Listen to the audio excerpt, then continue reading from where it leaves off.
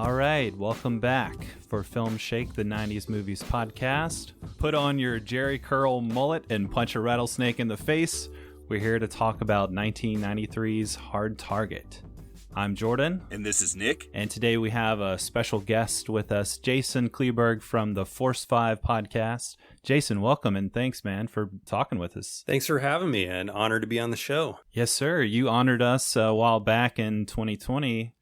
We were on one of your episodes for the Force 5 podcast, the 90s sci-fi episode. So that was a lot of fun, where we got to pick our top 5 90s sci-fi movies. Tell our listeners a little bit about your show in case they want to go check it out. Yeah, so easily put, it's the show where I force a guest to come up with a top 5 list based on movies, and we reveal our picks on air. So it might be something like, you did top 5 90s sci-fi movies, could be top 5 movie mullets. And this movie would definitely make the list.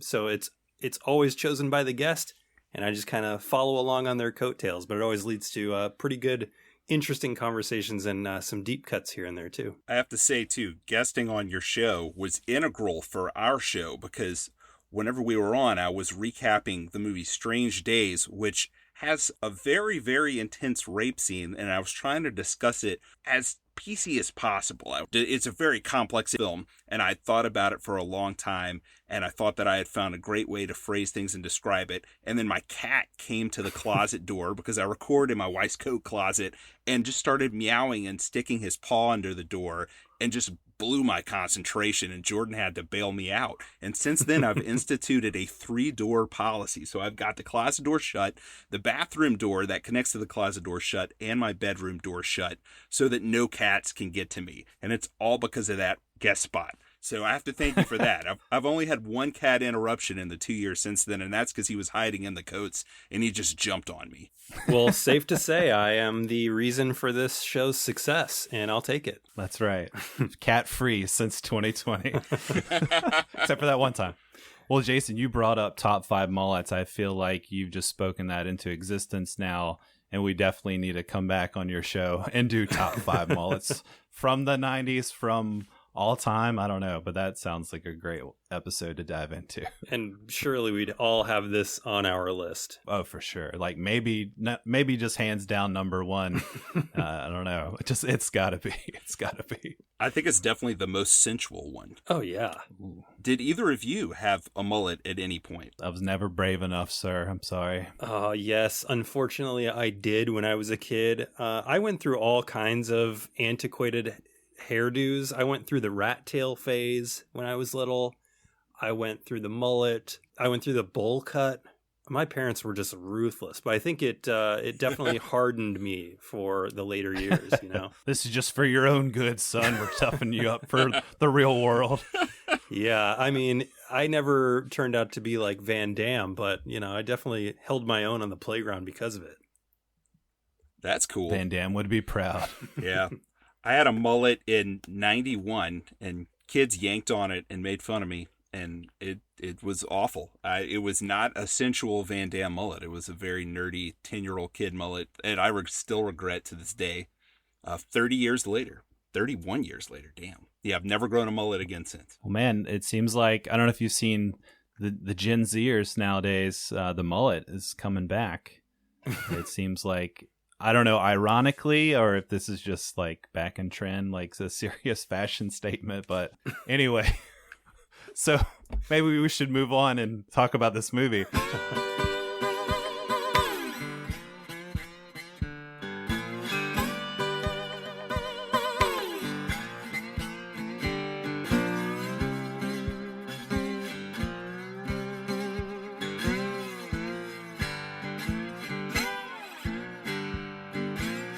So this is directed by John Woo, and we've covered Broken Arrow before, which is just 90s quintessential Christian Slater. Jason, I'm guessing you're a big fan of John Woo, being that this was kind of your pick. I love John Woo. I love him. His late 80s to mid 90s stuff, both in Hong Kong and in America, are amazing. He's done some of the best action movies ever made. And in fact, I think that if you're a fan of John Woo's Hong Kong movies, you'll actually get a lot more out of Hard Target than somebody who hasn't seen those, which I'm sure I'll wax more about later. But yeah, I love John Woo. Yeah, there's definitely some nods here to some of his early work. Just thinking about Hard Target, being that he had another movie, Hard Boiled, just getting hard in both of those movies. That's an insane action movie. I mean, talk about like some of the gun work in this one, and there's even like a scene where the two characters are shooting through the wall at each other. It just reminded me immediately of Hard Boiled. So if anybody hasn't seen Hard Boiled, definitely go and track that down if you like this kind of thing. It's, I would say, even more insane. Oh, 100%. Yeah. For my own knowledge, Nick, have you seen, well, I guess Nick and Jordan, have you seen what I would consider his trifecta, Hard Boiled, The Killer, and A Better Tomorrow? I haven't seen A Better Tomorrow. I watched Hard Boiled and The Killer back to back, but I've never seen A Better Tomorrow. Now, I love those two movies, and have you ever watched them with John Woo director's commentary, out of curiosity? I have not. He's amazing. Yeah. I really just fell in love with him as a filmmaker and honestly as a person, listening to just how thoughtful that he is about every decision in his films. He's so meticulous. I feel like there's maybe not so much with this one, but with the movies you just talked about, there are some layers of depth there that I just never really realized until I watched the commentaries. And he's actually a really religious guy too, which was a surprise. And he points out a lot of the symbolism he has in the movies and the commentary. If you're just thinking like, oh, this is just brainless action, it's not. That John Woo is actually a deep guy. Maybe in this movie it's brainless action, but I think some of that was out of his hands. Yeah. Right. Yeah, it seems to be the case. So also thinking about another 90s action movie that we definitely have to cover at some point on this show, being Face Off, directed by John Woo, Nicolas Cage, John Travolta. Just, I feel like maybe like his apex of the 90s. Like you go from Hard Target to Broken Arrow, and the peak being Face Off. Just absolute insanity and beautiful ballet-like action moves in that movie. I'm kind of a miss. I need to go back and watch some of his other 80s stuff that I haven't picked out yet. Like, I haven't seen The Killer or Better Tomorrow. The Killer is one of the best action movies ever made, right up there with Hard Boiled. And I think A Better Tomorrow 1 and 2 are both spectacular movies. So, and that's really where he honed his style of the gun fu work that we see everywhere today. That's really like the starting point of that movement. So stuff like John Wick, you'll see a lot of stuff inspired from those movies. Well, getting into Hard Target a little bit, this is based on The Most Dangerous Game, originally a short story, and then a movie, many different iterations. And Nick, throwing this out there, we've basically covered Hard Target before, in the fact that we've covered Surviving the Game, which was from just a year later in 94. Jason, have you seen Surviving the Game with Ice-T and Rutger Hauer and Gary Busey? Of course I have, and Charles S. Dutton. Just oh, yes. Yes. I think his knees leave his body at some point in the movie. And if you mention Surviving the Game, though, like the only image that I can picture in my mind is just insane Gary Busey, his teeth just devouring that movie, and him busting out of the cabin at one point, running like a crazy man with a knife raised in the air, and then immediately, I think he gets killed like right away. Oh. But yeah, I just wanted more Gary Busey in that movie. His monologue's amazing. That's a classic 90s monologue there. One of the best. Jordan, I didn't do the stinger that I always do for Surviving the Game, the hair metal stinger. Do it. Need it. I think I'm just going to pull it out at some random moment in this episode now. I feel like I'm on the spot. Oh. We're just going to be waiting on pins and needles the whole time. Surviving the Game. There you go. It's over. There with. You go. Did it. There you go. Get it out. Yeah, since you've been doing that ever since we covered that movie, I can only hear Surviving the Game in that voice. So thank you for that. All right, so jumping into the plot of Hard Target, we have, once again, another dude being hunted, just like Surviving the Game. We open up with one of these characters set in New Orleans, being chased by a man with arrows. And I just love any movie that opens up and there's explosions before the credits are even over. and you definitely know it's a John Woo movie at that moment. Did you watch the director's cut, or did you see the theatrical cut on this one? I'm not even sure what I watched. I found it online at a location that's provided to us via a friend. I can figure it out by the runtime, Jordan. I'm going to look at that friend's location right now. I could tell, Jason, you brought to my attention that Kino Lorber was going to bring this to 4K Blu-ray last year, Yep. which is how we got on the cover of it now. I got so psyched when you told me that. And I bought that Kino Lorber 4K disc, and it looks amazing. It looks so good. Yeah. So I watched that cut, and I watched the theatrical. I also watched all the extras in the Kino Lorber. I'm just really OCD. I got to watch every version of the movie before we talk about it. Though I didn't watch the working print version, the legendary working print. The legendary, yeah. Like 20 minutes longer than this one. Is that available somewhere? Yes. So for this refresh, I did also watch the Kino Lorber 4K. I agree. It looks amazing. The work print is one that I have seen so way back when, in the early days of the internet, I found a DVD trading spot at one point, and somebody had the hard target work print. And there are some definite changes that I remember from the director's cut that we watched. There's completely different music. There's a track from The Hunt for Red October. There's a track from Rambo in there, because when you do work prints, you put unlicensed music in sometimes. Right. You just throw in the temp tracks to kind of set the scene or whatever. Exactly. There was a Clapton song in there at some point. And there was a love scene that was cut completely as well between Van Damme and Yancey Butler. Nice. Jordan, I can confirm that the version that you watched at our undisclosed watching location was indeed the Kino Lorber cut. Cool. It The was director's cut? That's right. Okay. The 3 minutes longer cut, which... The 3 minutes. Was that what? Just 12 more explosions thrown in there, I guess? Watching them back to back, the main thing that stood out to me was the ear cutting scene is more violent in the longer cut. That's the main difference. There's a lot of really small cuts that add up those 3 minutes. So, for example, in the beginning opening scene, there's a lot less done to the old man. And then there's the African-American character who gets hunted later on.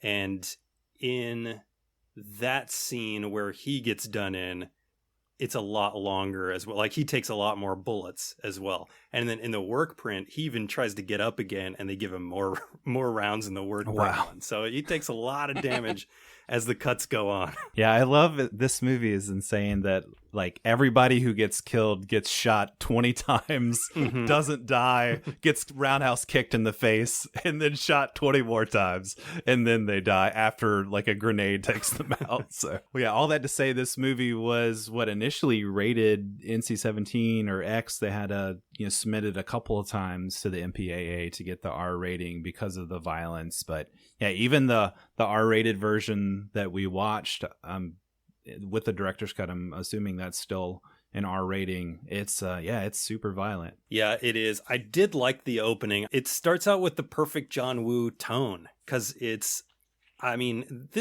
poor guy is getting hunted by people in cars, people in motorcycles, and their job is not to, the guys on the motorcycles, they're kind of like herding him to slow him down so that the paying customer can get his kill shot.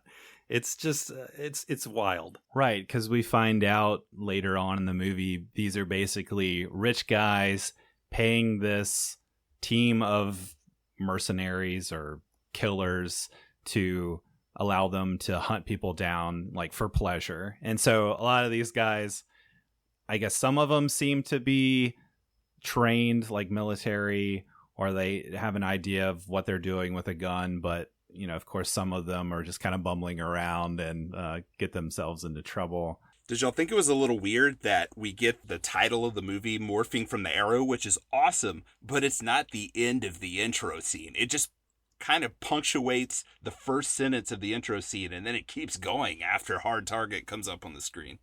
Loved it. Love a good 90s just title. Of course, we have Lance Henriksen here, just classic bad guy. Always seeming to be playing some kind of skeezy character or just, total douchebag. But he just fits the part here perfectly. I just Love his energy. I love the crazed faces he makes throughout this. He's playing a piano at one point, and he looks like he just wants to murder it. He is so good. First off, he's good in anything. But it's funny, I was watching this, and my wife walks in, and she sees one of the scenes where he's getting really frustrated, and he puts on a great frustration face later on in this movie. Yeah. But my wife says, "Who is this guy? He's terrible."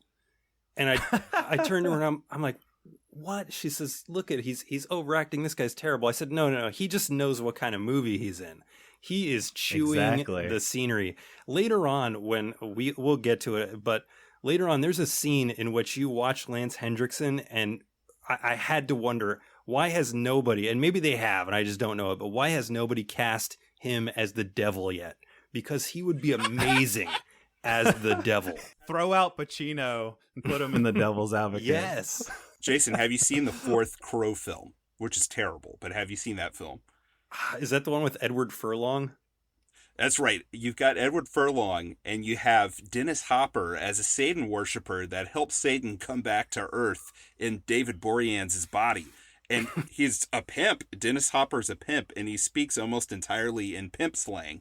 It's amazing. David Boreanaz from Angel, he's all right, but he doesn't have that much charisma. Like, the devil comes into him and he basically starts winking when he talks. Like, that's the only change. I wish he would have morphed into Lance Henriksen now, because Dennis Hopper calls Satan the real OG. Like, if that was Lance Henriksen he was calling the real OG to, that would have been amazing. Oh, yeah.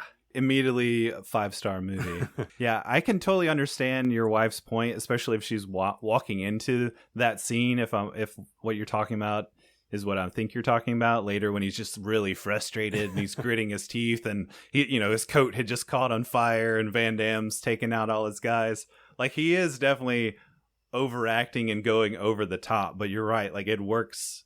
Well, I mean, I guess we can debate if this works or if it's just so bad it's good at times, but it works for me in that way, that it's just, like you said, he knows what kind of movie he's in. It is just kind of ridiculous, and he brings it. He brings that same kind of charisma that the movie has. Yeah, for sure. Well, so after this initial opening scene, we have, is it Yancey Butler is the actress who plays Nat? Yep. This lady down in New Orleans. She's obviously from out of town, looking for her dad. And he's gone missing. He's been sending her letters, but they've stopped coming about 3 weeks ago. So she's down here looking for him. And we see her walk into a restaurant where Van Damme notices her. This is after we have just this classic introduction to Van Damme's character. It's just close up after close up on Van Damme, because apparently he wanted cameras running this whole movie just focused on his muscles. So I guess they pulled a camera away at some point to focus on his mullet, his curly long hair, and then does he have hazel eyes or are they blue eyes? They did a close up on his eyes, but his sparkly eyes, I love that they just give us a close up on his earring. And then the first line, waitress says, "How's the gumbo?" And he says, "A tragedy." It's such a sensual introduction, too. All those dissolves, you could just really feel the textures of Van Damme in this introduction. It's amazing. This introduction really shows you that John Woo is going for a Western movie and a Western tone, because this is like the introduction of so many Western characters, but instead of being at the saloon bar top, he's sitting at a small diner having gumbo. Right. I was going to point Nick to that too. And I think, Nick, you could probably speak to the score a little bit here, because it definitely has a Western vibe, but it also, is that like a lap steel or like what kind of instrument is that in the score here? It definitely feels like they're paying homage to like the culture here in New Orleans and like maybe the Zydeco music too a bit, but it has that same Western vibe to it as well. Like we're watching like a Sergio Leone movie or something. I'll tell you, so the score is as weird as hell, man. It's done by Graeme Revell, who did the score for The Crow as well. He wrote a pretty long introduction to the soundtrack, and he just incorporated so much weird stuff into this, man. He does have that lap steel going for that Western feel, but he also has like a lot of different New Orleans things. Like obviously you have some brass here, but then he also incorporated these Japanese drums and these Japanese artists that he just wanted to get into the movie soundtrack as well, just to make it more eccentric. So it's really strange. It's a lot of different things. Kind of like his Crow soundtrack too. I know you weren't a huge fan of that one, Jordan. Did you like this one better, soundtrack-wise? I did. I mean, it worked for what I think John Woo was going for here. Like Jason said, that this feels very much like a Western, but set in New Orleans with Jean-Claude Van Damme maybe doing a Cajun accent. I'm just so used to Van Damme being Van Damme that I didn't think he was even trying to do any type of accent. At times it feels like he's trying to do some type of Creole thing. He never goes far enough that it doesn't just feel like Van Damme being Van Damme, in my opinion. Right. I'm pretty sure they set the movie in New Orleans to try to make an excuse for his accent, right? Like, wasn't that one of the original reasons they did that? Yeah, that's what I read. Which I'm just like, that's such a weird choice to make a movie around that. I don't know. Like, just put Jean-Claude Van Damme. I mean, it could be in New Orleans, but that doesn't have to be the reason it's in New Orleans, to like try and disguise his accent as a Cajun accent. Because yeah, it sounds like most of the time it's just him speaking in his normal accent, but then he says things like, "Me thinks that's a bad idea." Like he says tinks it's a bad idea. Like, I don't know, just a very outdated, like weird stereotyped Cajun way to talk. I don't know. So there's moments there where I'm like, wait, is he doing an accent? Is he trying to be Creole? I don't know. But for this movie, is there a better way that he could have talked? No, of course not. But he's a longshoreman, so you could easily just say that he's traveled the world and this is just where he ended up. It is bizarre that they would try and make him have some of that slang when it's clear that he couldn't even be from here. Right. He's a universal traveler, a universal soldier, so to speak. Ooh, yeah, I was hoping you'd go there. So lady comes in a restaurant to make a call. She's flashing her money everywhere. Van Damme sees it and some thugs see it. I like how Van Damme just kind of hangs out outside the restaurant until these guys attack her, and then he kicks the crap out of them. And his line, "Now take your big stick and your boyfriend and find a bus to catch." This is a great scene. Again, it reinforces the Western tropes. He's the modern cowboy here stepping into town as the onlookers watch him beat like 3 or 4 guys. This is where we see a bunch of the Woo trademark slow motion shots. And he sweep kicks a guy so hard that the guy lands on Van Damme's back as he's falling, which is awesome. so good. I love the slow-mo effect of him pulling he's wearing this black trench coat the whole movie.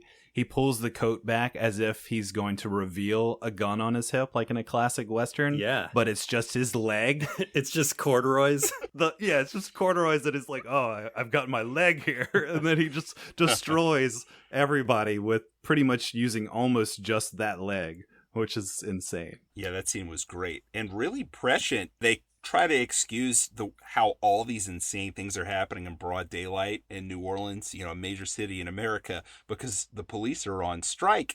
But of course, obviously we're recording down here near New Orleans, and right now what's going on in New Orleans, they're down to almost 800 cops, and they're supposed to have, I think, 2,300, to where like city officials, like crime has gotten so bad, they're calling for the National Guard to come down there.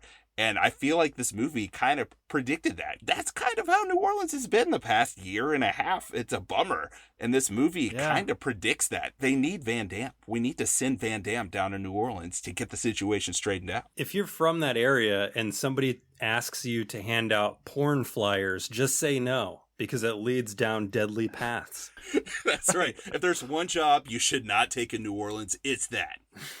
Obviously, a lot of people didn't get that message, though, because that porn flyer guy had like a whole line around the block just waiting for those flyers. Like, yeah, it's early 90s, so phone sex is still a big thing. So I guess he had enough revenue to pay all these guys to hand out these flyers. Enough people were calling in for the phone sex. That line was crazy to get in there. It looked like a Disneyland ride.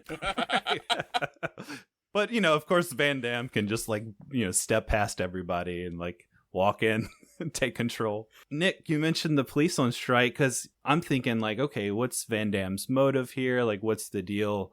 He's hanging around to save this lady, and you're not quite sure why. I mean, he sees the money earlier on, so you're like, okay, well, maybe he's going to save her and then think he can get some money out of it. But then, he just kind of walks away. Like, he's just presented as this ultimate hero badass, right? He just appears, kicks these guys' asses, and then walks away in slow-mo as she just stares at him, like, in awe and wonder.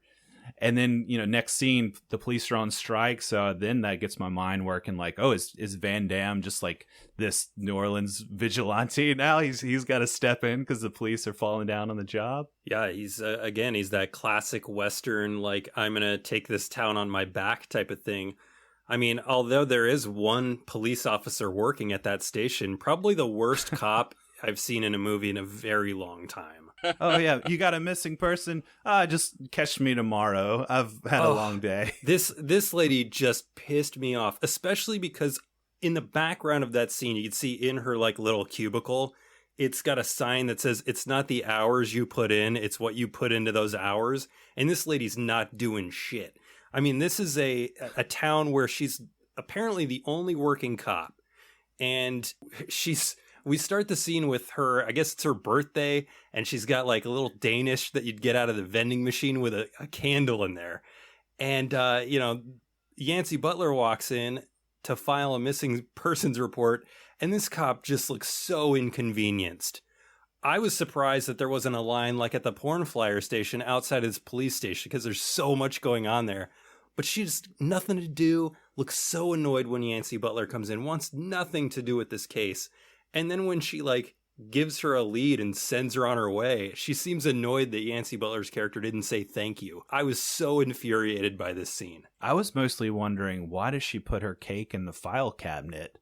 She's going to burn down this police station. We're not going to have any cops left. Right, her cake with the lit candle on top. Yeah, she doesn't realize you can blow it out and light it again, apparently. Just a great cop all around. Next scene, we have the Yancey Butler character talking to Van Damme about her father. And it just struck me kind of funny, this whole movie, that Yancey, later she finds out her father's dead, but she understands that her father was homeless. And it seems like she's more upset this whole movie that her father could have possibly been homeless than he actually died. He's like, I think my father was homeless. He was basically living out of a shopping cart. Like, she's so upset about this. But, like, dude, your father's dead. Like, no matter what his conditions were, like, he died. But I don't know. She seemed way more concerned about his homelessness than anything. Well, what do we think about Yancey in general here? Because this is an actress that she was in a few things for a short amount of time, and then she kind of vanished. I don't know, to me, she kind of has the crazy eyes just a little bit. She does have the crazy eyes. Yeah, it seemed like her entire character was, I'm going to look at things and act shocked. That was basically her only character trait. She is, aside from one small moment in the climax of this movie, is absolutely worthless on screen. She does nothing at any moment aside from one small moment in the climax. It was awful. Did you watch the director's commentary for the Kino Lorber version of this, where there's two film scholars talking about the film? Jason, did you see that? No, I have not. So I listened to it, and they're talking about her through the movie, and in that scene that you're talking about, they both said, well, she hasn't really done anything to this point, so it's good that he didn't make her, like, suddenly a stylized action hero for the final scene, because if you were to go back and think about everything she's done to this point, it would make no sense. Unless maybe she shot lasers out of her eyes. That's the only thing I would buy. That would make sense, yeah. It reminds me of the How I Met Your Mother episode about the crazy eyes. Have y'all seen that show or that episode? No. Yes.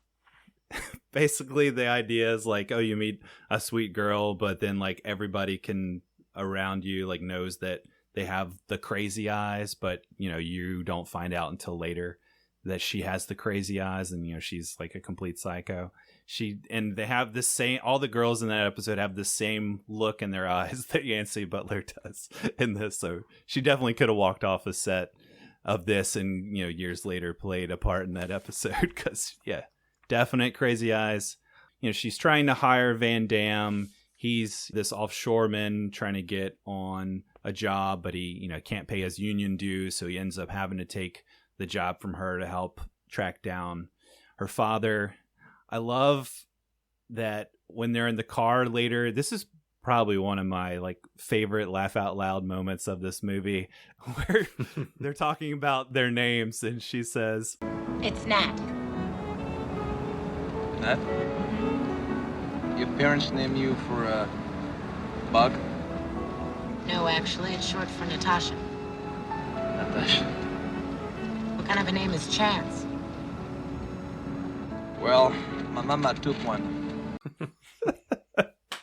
So good. Sounds like something, like the first line about the bug, it sounds like something Brendan Fraser would have said in Encino Man. Right.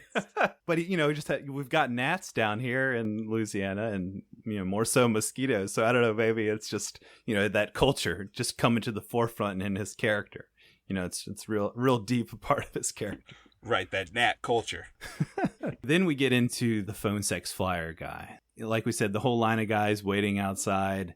They had found some of these flyers in her father's stuff, so this is why they track her down here. Here we get to see the evil British henchman of Lance Henriksen again. I called him creepy British henchman until we get his name later, which is Van Cleef. Every shot of these characters in this scene, Van Damme staring down Van Cleef staring down Van Damme, phone sex guy, Yancy Butler, everything is in so much slow-mo in this moment that it looks like we're watching just still photographs at some times.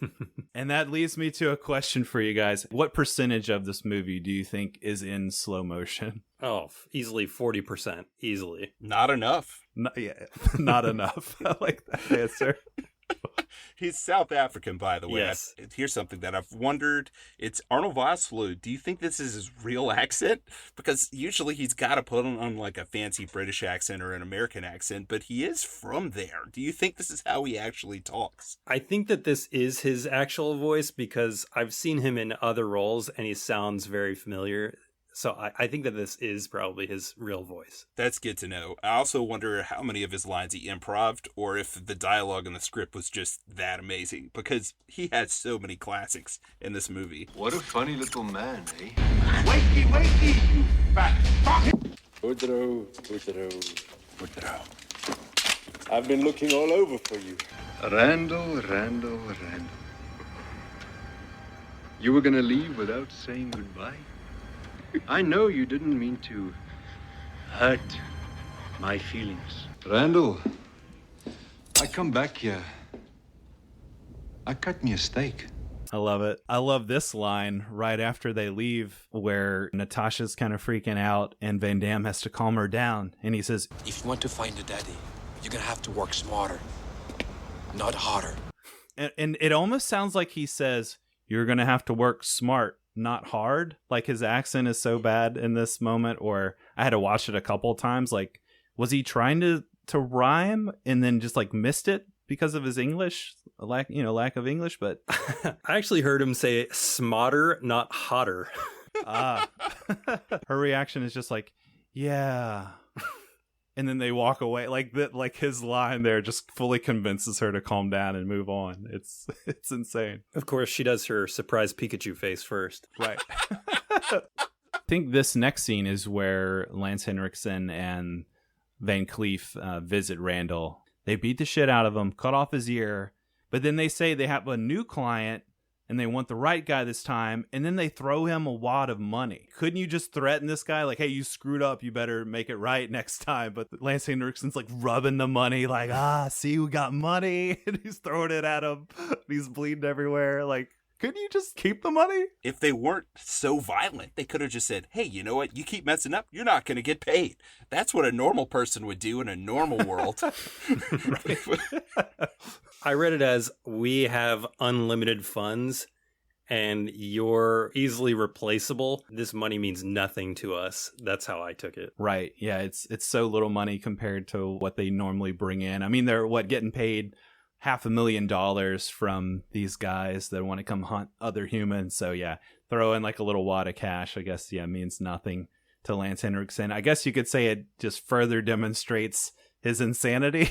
Just like, I'm going to beat the crap out of you, and then I'm going to throw money at you to do your job right next time. What did y'all think of the gnarly ear cut? Obviously loved it. It's a clear nod to Reservoir Dogs, which came out the year before, which I'm a big fan of. Surprisingly, it looked like he was cutting this dude's earlobe off there. I love the scene.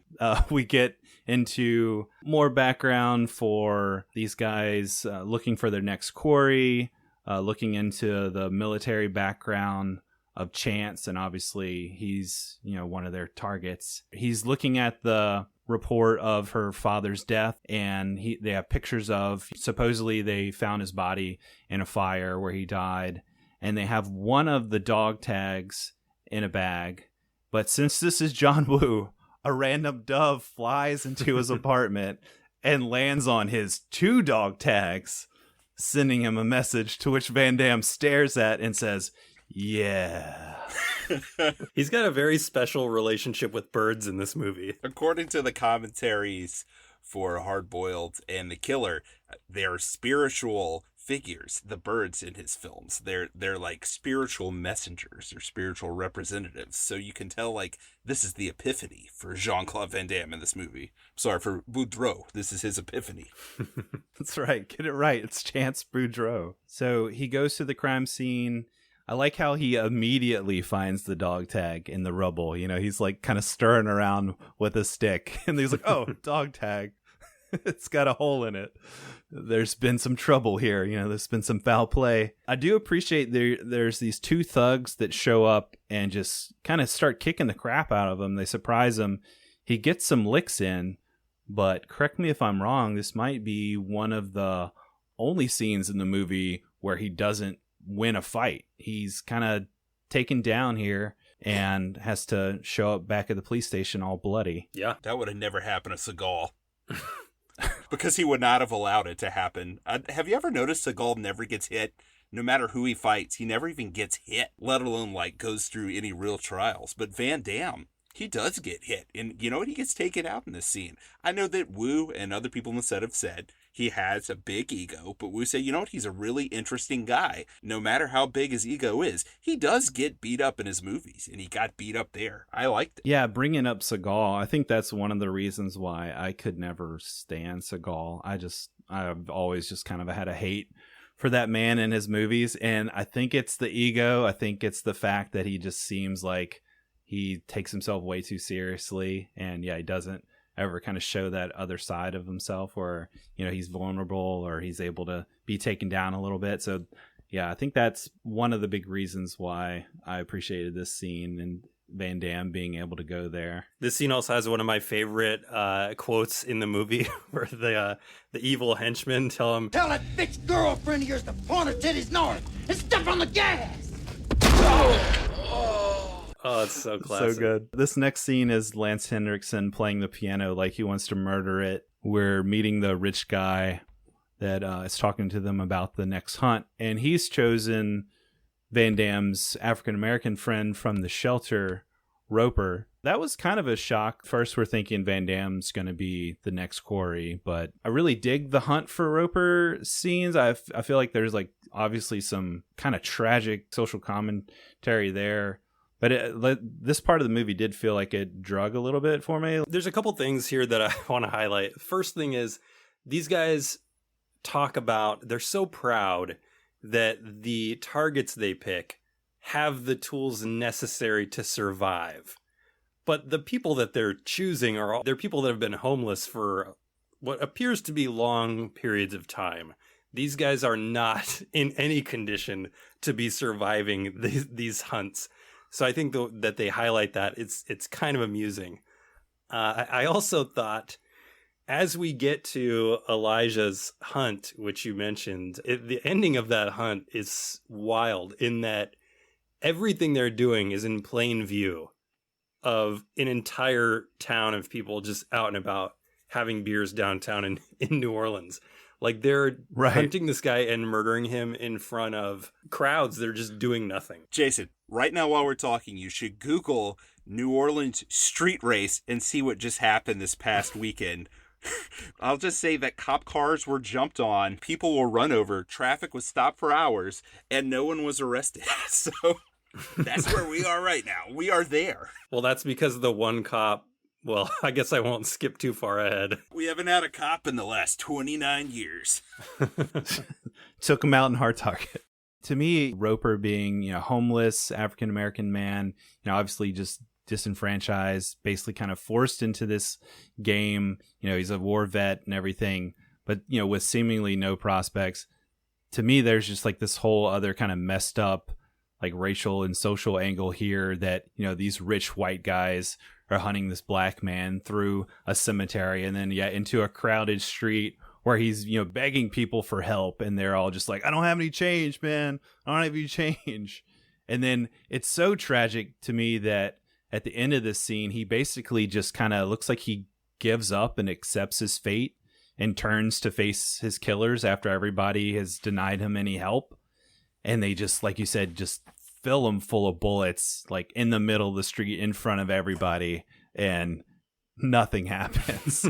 Just so sad and so tragic, but I don't know, also like has kind of like a real world feel to it as well. Yeah, it's weird that they're so concerned about the autopsy stuff, because even if that the guy doing the autopsies was found to have been committing crimes, it doesn't appear that anything's going to happen to him anyway in this town. This is true. So why is he even bothering covering it up, right? They shouldn't have even wasted money on him. And Jordan, you got to point out too, the guy that said, "Ain't got no change, man," that was Ted Raimi, Sam Raimi's brother. Oh, okay. Who's in a lot of awesome stuff in the 90s. And Sam Raimi was brought in to sort of ghost direct this movie, even though he didn't ghost direct it. The studio just brought him in to kind of keep an eye on Wu just in case he couldn't direct a movie, which is so patronizing. Good gracious. Right. Yeah, but thankfully, Raimi just stayed out of his way. Big props to Sam Raimi for doing that, because he could have let his ego get the best of him and try and step in and fool with the project. But you're right, that was Ted Raimi. Now that you say that, I recognized him. And I was like, yeah, that guy looks really familiar. But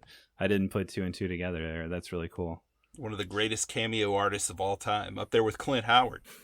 Oh, yeah. I thought when Roper gets shot and killed and he's laying on the street, it almost seems like he breathes a sigh of relief when he dies in a way, which was just extra sadness. Like, oh, he's kind of thankful maybe in a way they took him out. Like, oh, I don't have to deal with this shit anymore. It's also probably a product of good editing at that moment. I think the movie's terribly edited for the most part, but that scene, I think that in the work print version, that's where he tries to get up for another round and they put him down again. It also has, as he's being killed, it has these weird freeze frames on people during. Oh, right. Like they just freeze on different people's faces, sometimes more than once, which felt really weird. That was strange. I felt like that was just Wu taking the slow motion to like another degree. Like we're just going to freeze the movie now. It's just stop motion now. Right. What next we get into Randall, the phone sex guy, trying to get away, but Van Cleef is, one step ahead. He's got a shotgun to his head, and then we just get this gnarly, super slow-mo, like badass explosion of the windshield of this car going everywhere, blood and glass flying, and then the awesome like slow-mo bullet discharge, the shell discharging from the shotgun. Not to like venerate this bad guy taking out this sleazy guy for sure, but obviously it's not cool to shoot people in the face with a shotgun, but it did look really cool. And he thought it looked cool too. I love how Vosloo looks around, not like I hope no one saw that, but definitely like, I hope someone saw that. I'm so cool. Yeah, he was great in that moment. But there's no way, like later on we see the front of that windshield and we see that dude's head still attached somehow. That dude's head would have been chilly at that point. Very cold, right. Yes. Some cold chili. Almost as much a tragedy as the gumbo that Van Damme ate. So the detective shows up with Van Damme and the girl. You know, they've obviously pieced together at this point that, you know, something is going wrong in this city, that the father's death was, you know, more than just an accident and everything. So they show up in Van Cleef. This is kind of the moment where the two things come together, where like their search for the father and Van Cleef and Lance Henriksen's plot to basically skip town and get out of New Orleans because things are going awry. Everything kind of comes to a head here, and we have this epic shootout. Loved this scene. The cop finally tries to do something and gets paid back with bullets. There's one point where she gives the gun to Van Damme, and it's basically like, it's your show now. and he takes over. I love the kick. He kicks a dude straight off a motorcycle, which is awesome. In slow-mo. Of course. From 30 different angles. It's so good. Yeah, I love this scene. And then it just keeps going. Oh, man, yeah. And yeah, once she hands over that gun, it's Van Damme versus Van Cleef. Then, like, the thugs in the van, the two guys that beat him up earlier, come barreling down the street in a van. Then you've got the motorcycle guys with machine guns. And somehow, like, most of this movie, Van Damme's just got like a handgun, and he somehow takes out like most of these people, and it just goes insane from here. And no one can shoot but Van Damme. But Van Damme, yeah. Because he can hit guys like in the face as they're, you know, barreling down the street in this van. He can, you know, pinpoint them right away. Or, you know, later he can like fire a shotgun while he's riding a horse into a helicopter and take out guys. Yeah, it's completely ludicrous. But, you know, at this point, I think this movie is well established. You know, it's dealing in the land of ridiculousness, and you just kind of have to accept it for what it is. I mean, it is a John Woo movie after all. He then takes the motorcycle at the end and basically surfs it into the truck to make it explode into just a giant ball of fire. Yes, it's so good. Yeah, they have like this little chase. He shoots one of the other motorbike guys and makes that motorbike explode, then ramps over it, then pins the driver of that motorbike like in the nuts against like another van or something. And then backs up again, and then like it's a whole nother chase after that. Yeah, and one thing that it's different for me now watching it, when I was a teenager, when I watched these scenes, I thought, man, this is kind of stupid, this is ridiculous, this is dumb. But watching it now, I'm thinking, this is awesome, and the stuntmen in this scene are incredible. Like, some guy really drove a motorcycle into this car and then flipped over the top of the car and then almost landed on his feet. Like, that stunt guy almost pulled off a standing landing. You know, he kind of flips back a little bit. But the stunt work in this scene is amazing. I really admire a lot of the stunts here. There's one guy that gets hit by the motorcycle, and it's a real guy, not a dummy. And they drive with him on the bumper and then drive him into a wall of boxes. And it's a real dude, man. There's some great stunts here. Yeah, it's insane. I love how when he crashes his bike into the front of the SUV, like y'all said, he flips over it, lands on the other side, shoots, you know, a million bullets into it and the bike, which was leaking gas, and then it explodes in this giant explosion. And Van Damme's reaction where he's like, yeah. So I'm Van Damme in that moment, like watching this. I'm like, yeah, that's so cool. So he just seems like so proud of himself in that moment. That was a great moment. It was definitely the antithesis of the cool guys don't look at explosions moments that we've seen in so many movies. He looks at that explosion, and he is so proud of it. Right. Wilford Brimley is the cool guy in this movie because he does it, man. He just rides his horse, galloping away. He does not care. That is one awesome explosion, though, when like the henchman is shooting at a barn or something with a... It looks like he's just shooting at it with a shotgun, and then it immediately explodes, and you have Brimley, the uncle of Van Damme, just riding this horse like away from this giant explosion. And that's probably one of my favorite scenes. Wilford Brimley has dynamite everywhere, Jordan. Everywhere. Everywhere. Yeah. He just looks like a little hobbit on this horse, like chugging away from that explosion, though. It's so good. I skipped us again, though. We're not too Wilford Brimley. I'm sorry. I'm just really excited about Wilford Brimley. This is where I feel like the movie really does kind of kick into full throttle. They basically, at this point, declare we've got one last hunt before we leave New Orleans. and Van Damme and the girl have, gotten away. They've jumped onto a train. So now they're going off into the Bayou, and Lance Henriksen and Van Cleef and all the boys have to track him on his own territory. Because as the credits song tells us later, he was definitely born on the Bayou. That was a great needle drop at the end of the movie. Oh, so good. As they go through the swamps of the Bayou, there's almost what looks like we're going to get a kiss scene, right? And Yes. then, you have to describe what happens next. So she is ready to pucker up. Like, she is obviously fallen head over heels for Van Damme because, I guess they don't give her much anything else to do in this movie. So he asked her, "Do you trust me? Close your eyes." But as she closed her eyes, this just giant rattlesnake comes out of the tree. And apparently Van Damme only has eyes for the snakes, because he grabs the snake and then just punches it in the face and puts it to sleep immediately, and then bites its rattler off, then sets the trap for a bad guy later as he trips over this booby trap, setting off the snake that comes out of the tree and miraculously just lands right on his face and bites this guy in the face. And Van Cleef then grabs the snake, and they're all just super pissed off. Henriksen is just at this point livid, and he shoots the snake in the head and then explodes.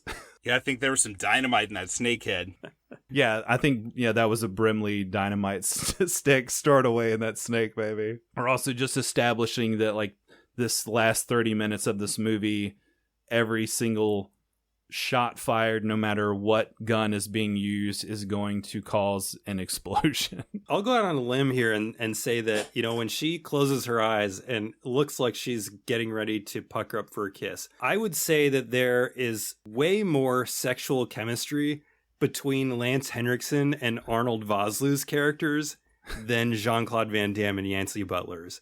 Because I felt no spark from them. But I tell you what, when Van Cleef and Fouchon are together, it almost seems like they're a couple. Even their fight feels like a lover's quarrel near the end, where Van Cleef wants to just kill Van Damme. Like, let's just get up in a helicopter and blow his head off. And Henriksen's like, "No, what's wrong with you? I thought that you were a sportsman like me. We can't do that. It's got to be fair and square." They have a little spat, but they still love each other. There's still an understanding there.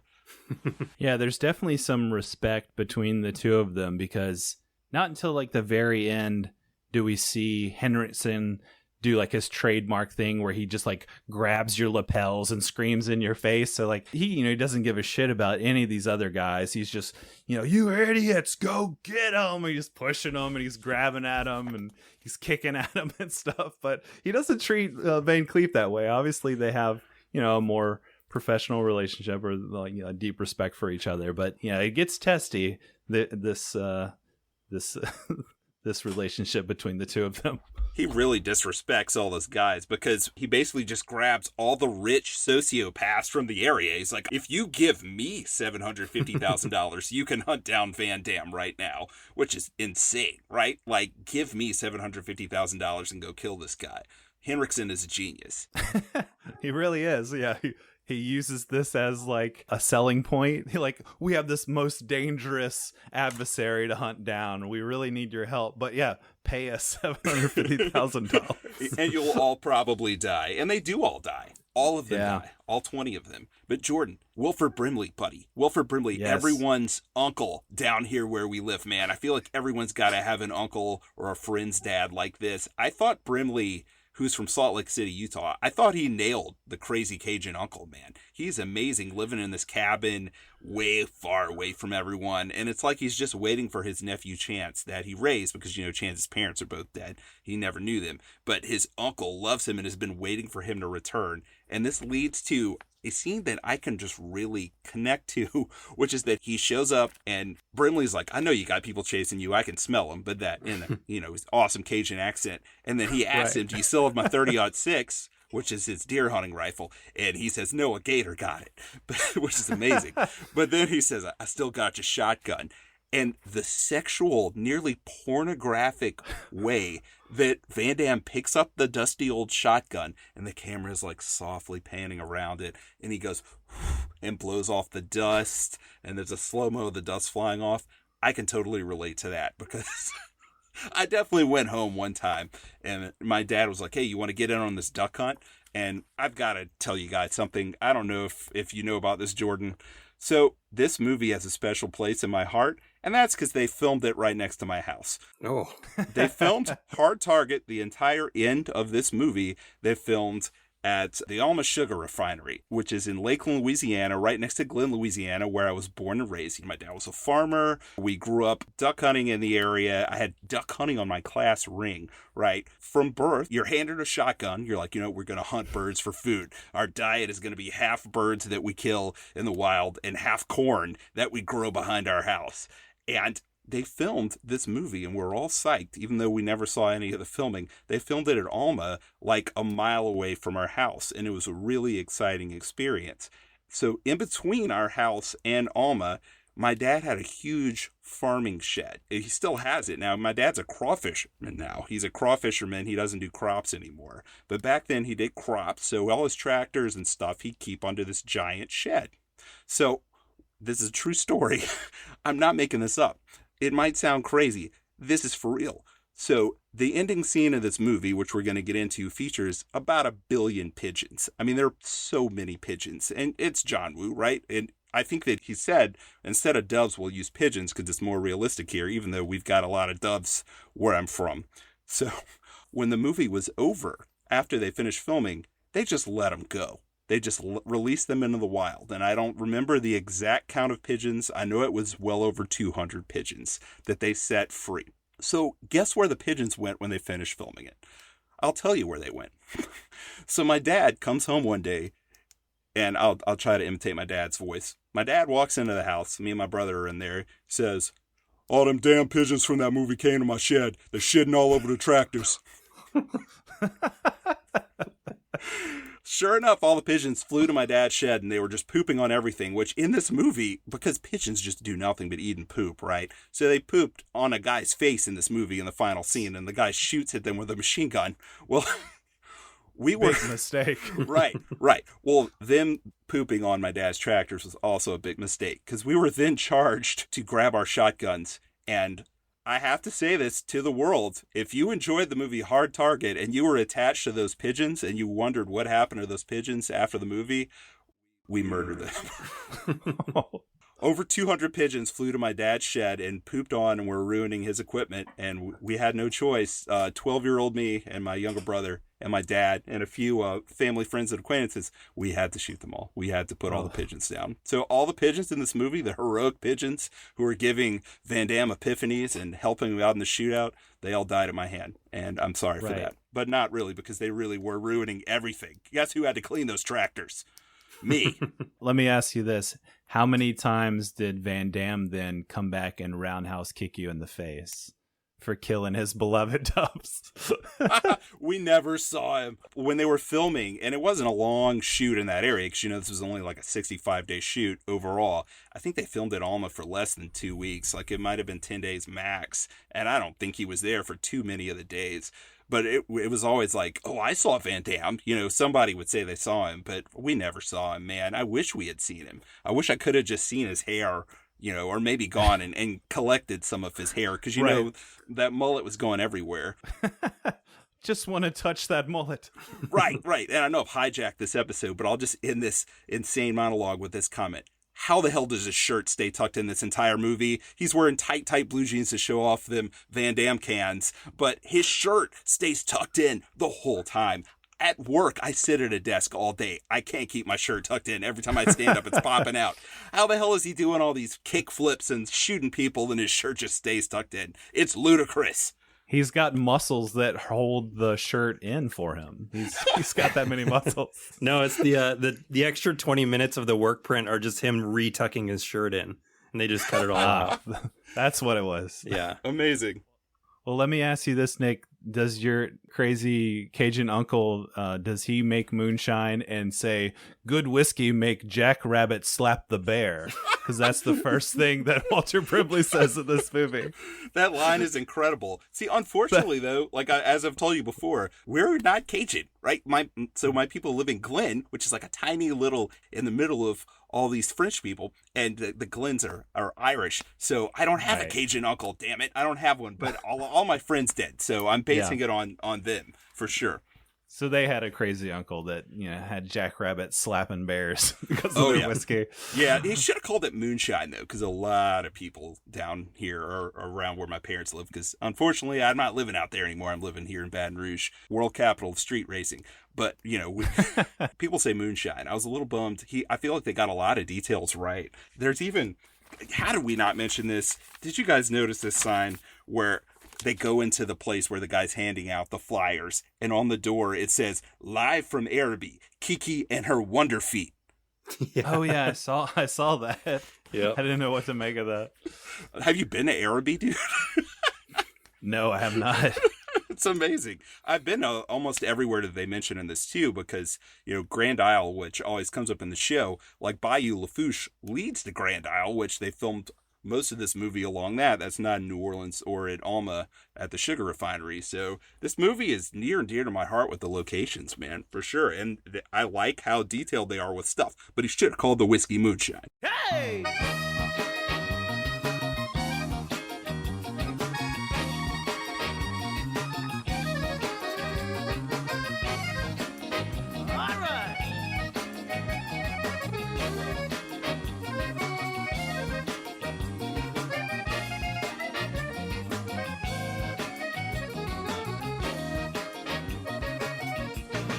So now we have Boudreaux. He gets his trusty shotgun from the uncle.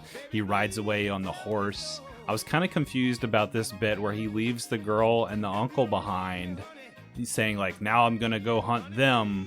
But then the bad guys show up at the uncle's place that he then immediately blows up, and they run away on horses. So I was like, okay, I guess Van Damme knew that they weren't going to chase after the girl and the uncle who, run away in the opposite direction.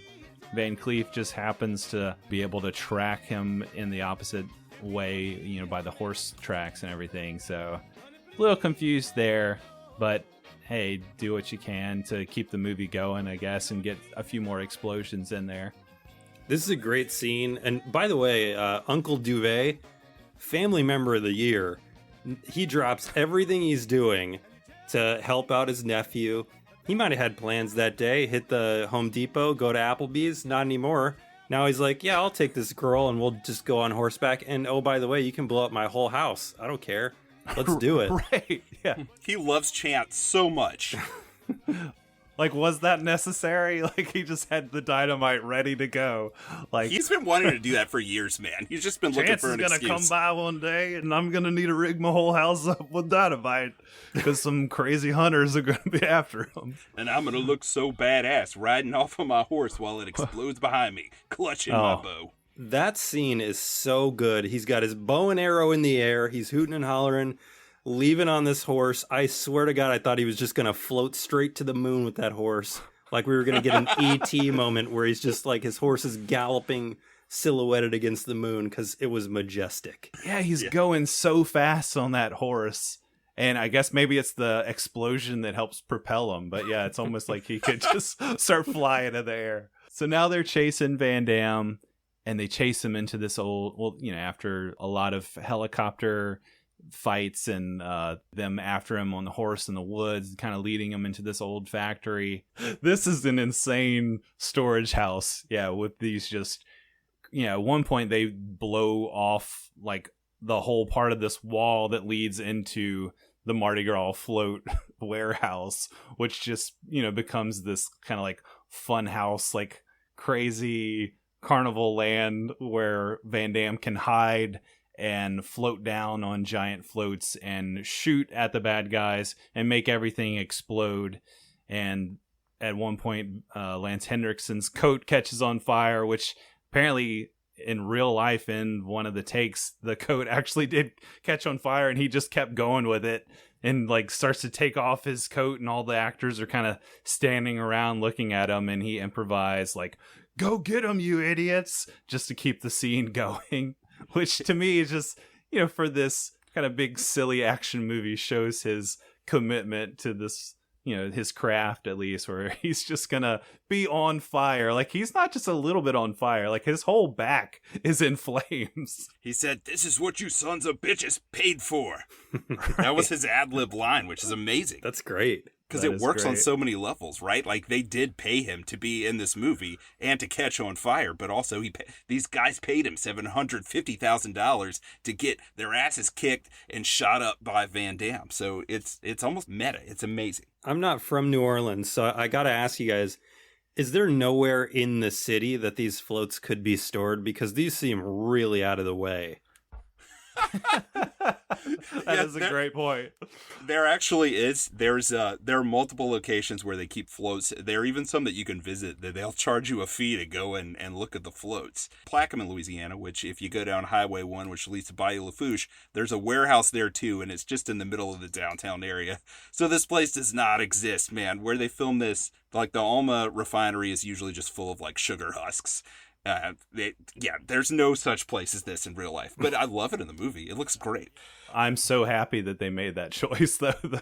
However unrealistic it is, it's amazing. This weird kind of wacky place that goes with those floats. But Nick, you mentioned John Woo's pigeons, and the motorcycle guy at one point messing up. He gets crapped on, and he shoots up at the pigeons, and you see the feathers come down. I mean, maybe they use some of the dead pigeons y'all killed later for these feathers. I don't know when they shot this scene, but obviously this is a bad move for John Woo, and then Van Damme, you just channeling John Woo's rage, I guess, because he throws this gas can at the guy and then fires, and then you get a giant explosion that propels the guy on his bike out of a window in a blaze of fire out onto like the feet of Hendrickson and all the goons, and it's just total ridiculousness. That's just one of the best shots of the movie, this motorbike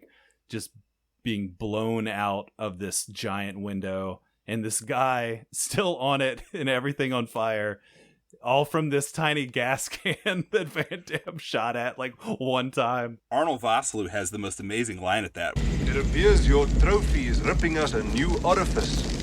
Yeah, so good. How did no one laugh when he said that? Like, how did he not laugh? That was incredible. And Van Damme also says, "Hey, pigeon," to the pigeons. Love right. But yeah, so they screw up again. They blast a big hole in the wall where Van Damme can lead them into the wacky warehouse full of the Mardi Gras floats. And this is where sparks really fly. We have literally, because Van Damme's firing the shotgun rounds, starting huge explosions everywhere. This is where the coat catches on fire. I love how he runs out of ammunition, Van Damme, at one point. He kills one of the motorcycle guys to steal his handgun, turns around, sees one of the hunters, and fires it upside down ad infinitum at this hunter guy who's chomping on a cigar. He shoots into his chest like 30 times without running out of bullets, and then also roundhouse kicks him in the face / cigar. And this is another moment where Van Damme just has the biggest smile on his face in this shot where they go wide and you see him making the kick. He just looks so happy. He's clearly doing like a Western revolver move with the gun, the way he's like pulling the trigger with one hand while holding the gun with the other. I loved it. It was amazing. And I love how the guy has this fabulous American flag shirt, right? I love how Van Damme, after he shot him, it was 8 times with the gun upside down, doing his amazing trigger move, and then, kicks him in the face, knocks the cigar out, and then he says, "Sorry about the shirt." Because I think he thought that was a cool shirt, Right. Oh, man, I need to get me one of those shirts after this is all over with. He's very patriotic, Boudreaux, It's because he put the holes in the American flag. That's right. We have to talk about the part where Van Damme is waiting for these guys and he's just standing there with a pigeon on his shoulder. Do you think it's the same pigeon that he called out to that like somehow got away after he shit on that biker?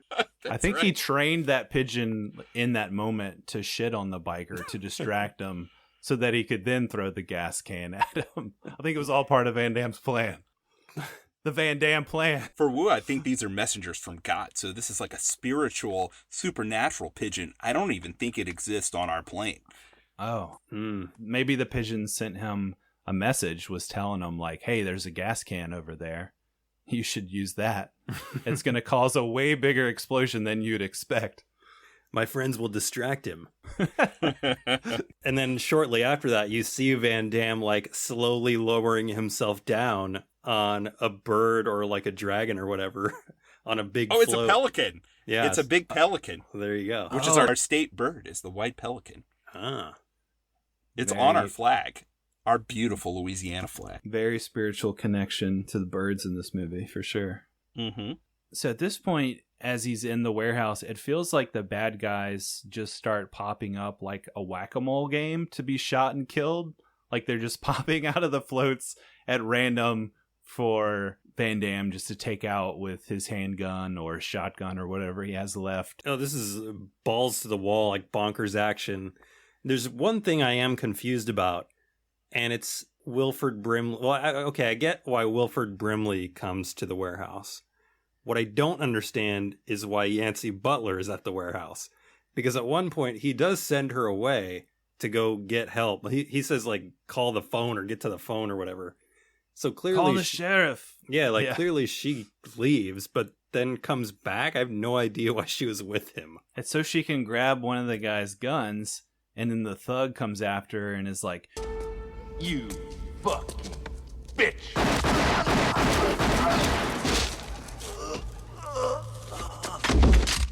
but like, why? This girl did nothing to this guy, but he just immediately calls her this word. And then I love how she just she's basically hiding the gun very obviously behind her back. And then he's just like, you fucking bitch. And she pulls out the gun and shoots him. I think she shoots him in the nads first. Oh, 100%, yeah. Continues to go up his body with the gun. It's definitely one of my favorite parts. So I'm so glad she was there just to do that. And then, yeah, Brimley, like, sort of he injures the arrow guy, but it has to be Van Damme in the end to take him out. And this just reminds me of earlier, we have Henriksen outside. He's like, we've got this guy cornered. It's 20-1. And there's just, just to reflect on action movies in general here, there's just something, I think, just really thrilling, especially like from the 90s in this genre, to see just this utter ridiculousness. Like, this is completely impossible. Like, you were talking about Last Samurai in our bonus episode, Nick, about Tom Cruise being invincible and like not being able to be taken down. Like, you've got all these guys with machine guns, and you've got one Van Damme who's taking out 20 guys basically by himself. But there's just the ridiculousness of that is obviously there, but there's just something really satisfying about that at the same time. Just to kind of like live vicariously through Van Damme and have these action movies in the 90s, basically like where you'd show up for this one actor. You'd be like, oh, it's the new Van Damme or it's the new Schwarzenegger. And they're taking on impossible odds and it's completely ridiculous, but there's just something also so satisfying about seeing this one true badass character take on all these guys and come out on top in the end. Well, flipping through fire constantly. Constantly landing on his feet. The flips, so good. So good. Honestly, I could not appreciate it again when I was a teenager. I think I was jealous of Van Damme. So I was like, why doesn't he get hit by the bullets? Why does he get to do all this unrealistic stuff? But now I don't care. I'm like, that's awesome. Amazing. I wish that even more people would miss him when he's at close range. Like at the end of the movie, Henriksen, by the way, we didn't mention this. So he has a gun that only contains one bullet. So every time he fires it, he's got to reload, which fits his personality in this film, and that he really just wants like the challenge of a hunt. Like he's a sportsman. Like when he gets these rich clients, he makes it so easy for them. He gives them motorcycle dudes to kick the people they're hunting so they can't get away and run to the West Bank, because that's where they're trying to get to. They're trying to get to the West Bank of New Orleans. You got to get to the river. But he's just got this one bullet gun, which is so bad. But at the end of the movie, and I mean bad in the 90s way, not bad in a literal way. Right. Well, it could also be a bad choice, but we'll get to that. Well, it is a bad choice. And later when Van Damme jumps and kicks him when he's being fired at, I'm pretty sure Henriksen has the gun aimed like square at Van Damme's testicles. Like, it should have blown his entire crotch off. But no, his kicking power is so strong. It's like he kicked the shotgun BBs away, like in midair. I don't know how that happened. And I didn't like that when I was a teenager. I like it now. I'm fine with it. Oh, yeah. I'm totally fine that Van Damme can run so fast in slow-mo. I guess because everybody else is in slow-mo. It gives him some sort of advantage. But you have multiple times where he's got those hands up like daggers almost, and he's just running in slow-mo at the camera. He runs straight into Henriksen later as he's firing that one bullet at him, but he's so fast and can kick so hard that I guess he gets like shot in the shoulder or shot in the arm or something, but he can still pull through and kick Henriksen so hard that blood spurts out of his mouth. These bad guys can't shoot a bucket that's 2 feet in front of them, but Van Damme can jump from 25 feet away and then precision kick you in like a 2mm bullet hole in your chest, like perfectly. So that's Exactly. why he spits all the blood out. It's amazing. All while carrying a live grenade in his hand the whole time. The grenade, yes. So good. Well, we're jumping over Van Cleef versus Boudreaux, which this is a great moment where they're back to back, on different sides of a wall. And I love their dialogue here, which makes no sense. It's Van Cleef saying, "Boudreaux, Boudreaux, Boudreaux, I've been looking all over for you." And then Van Damme says, "You've been looking in the wrong places." And then Van Cleef says, "That's good. I know you wouldn't want to hurt my feelings." Why does he keep saying, I know you wouldn't want to hurt my... He says this multiple times throughout the movie, right? Like, I think he says this to the phone sex guy earlier, too. He's an emotional guy, man. He's just got emotions on his sleeve, yeah. He's very in tune with himself. But how do you even describe this gunfight? Because this is insane. They're firing at each other through the walls, through glass windows at one point. Other guys are coming at Van Damme. Grenades are going off, chunking bodies like rag dolls as Van Damme shoots these guys with the grenades. Van Damme instinctually then jumps through a giant window as Van Cleef throws a grenade into said window, and Van Damme flies on his back toward Van Cleef, like flying under a table, and shoots up at him like probably 1,000 times, like without stopping. And Van Cleef still has the gall to stand there with the bullet holes all in his chest and take a grenade from his grenade vest, and he drops it at Van Damme, who then catches it. It's so insane. It's a great gunfight scene, which, like I said, this is the moment that kind of calls back to Hard Boiled, where you have two characters facing off in a similar fashion between walls. Yeah, this is a shot that he's done many times, and it's that theme of, like, he and Vosloo, like, they respect each other because they're kind of two sides of the same coin. So it's the same thing you've seen in Hard Boiled. You'll see it again in Face Off. And Face Off, right? Yeah, it's like the reflection. You're almost shooting at the reflection of yourself. Yes, two crazy guys with really over-the-top accents. Yes, and I love the slide under the table. I feel like he kind of merged like an homage there to the opening scene of Hard Boiled, where Chow Yun-Fat does that same move where he slides on his back and then shoots up, which is amazing. And then Die Hard, where he shoots the terrorist through the table. Now he doesn't shoot through the table here, but I feel like the angles are a little similar. So I really appreciated that as well. I really liked the Henriksen versus Van Damme fight as we get into that, and just the insanity of Van Damme hiding in all these floats. And this is where Henriksen is just kind of starting to lose it. He's just getting really pissed.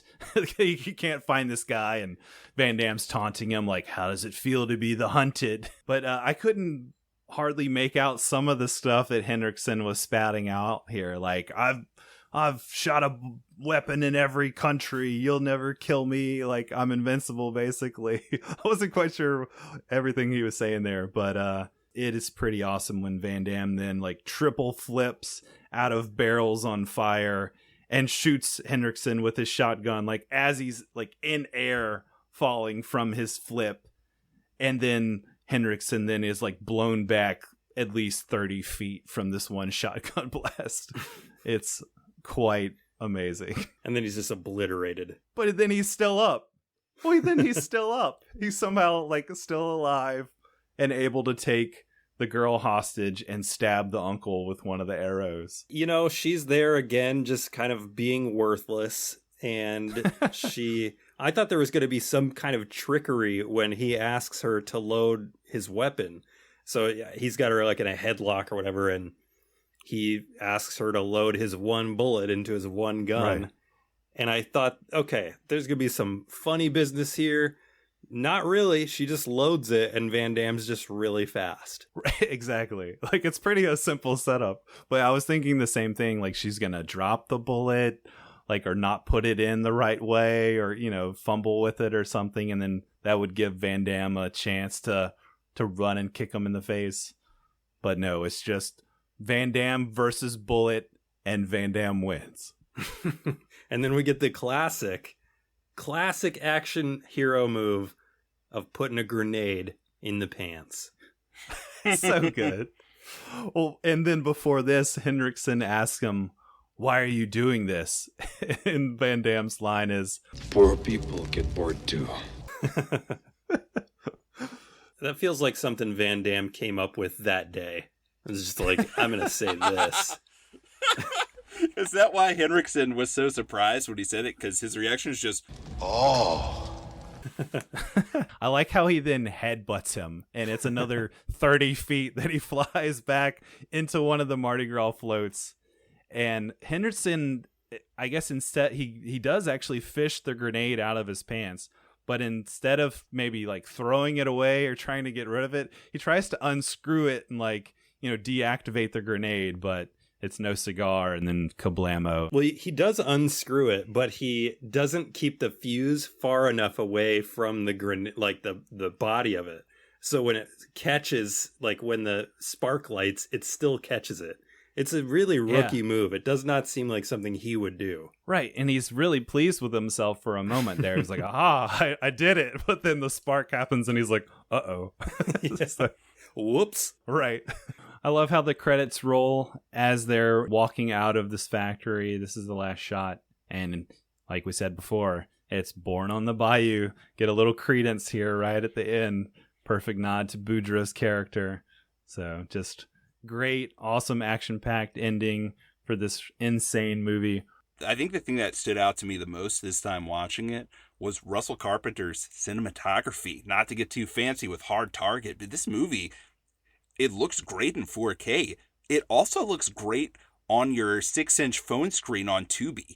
This is just a pretty movie, man. All the interiors in New Orleans, there's a scene where Yancey Butler goes into a house to talk to an older woman when she's looking for her father. And that house is so lushly lit and that dressed. It's amazing. So I think just the look of this movie, it looks great. It looks really good. I just want to put that out there. Hard Target, good looking movie. Russell Carpenter did a great job. Yeah, very cool atmosphere throughout. Well, I think the movie's fantastic. I think it's so entertaining. And you can see a lot of movies that you look at and say, all right, that's a Van Damme movie. But this is, even with the American system probably working against him in certain aspects, this is a John Woo movie through and through. Like all of his highlights that he brought from his Hong Kong movies, he adds in here. And I think it works for me. And you can see those early stages of his American career where he would obviously then go do Broken Arrow and Face Off. And it's just a really great starting point.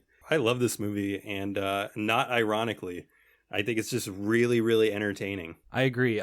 Like you said, entertaining. It's hard not to watch this and be bored at all. It's super fun. Like I said, there's a lot of ridiculous moments that make me laugh out loud with some of the line readings and some of the dialogue, but the action is hard to deny, just like how thrilling it is and how satisfying it is to see Van Damme take out all these guys.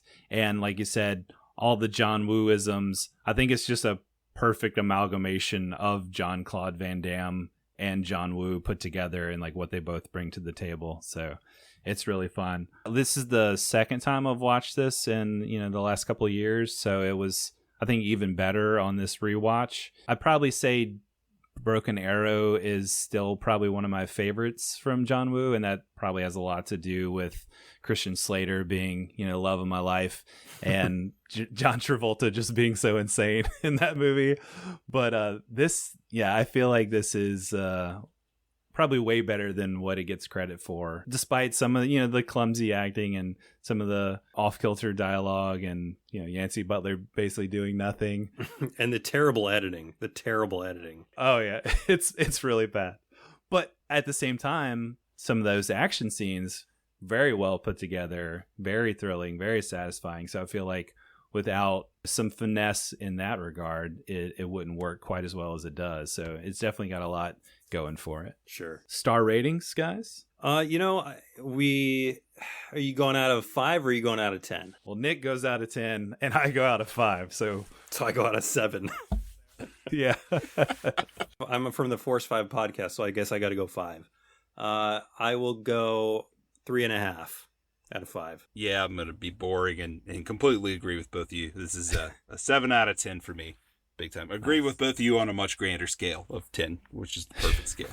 I always tell Jordan. Full John Woo out of 10, yeah.